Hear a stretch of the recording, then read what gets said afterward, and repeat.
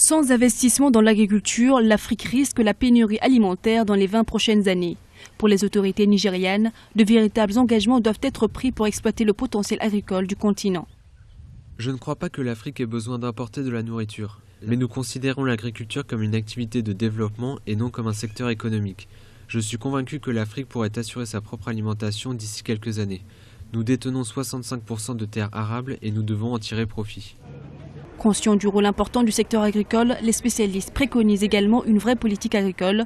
Objectif, permettre à la population africaine d'atteindre l'autosuffisance alimentaire. Il n'y aura pas de développement en Afrique sans régler la question agricole, parce que la démographie va s'accompagner avec un besoin de sécurité alimentaire. Vous voyez que la plupart des grandes manifestations qu'il y a eu en Afrique, ça a toujours été la hausse du prix du pain, que ce soit au Maroc, que ce soit au Sénégal ou ailleurs.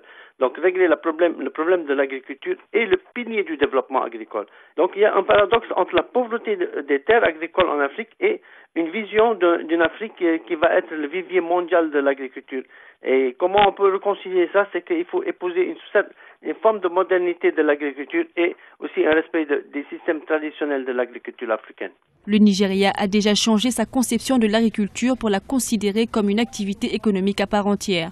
En 2 ans, le pays a augmenté sa production alimentaire de 15 millions de tonnes, permettant ainsi à 8 millions d'agriculteurs de moderniser l'agriculture pour répondre au défi de l'autosuffisance au Nigeria.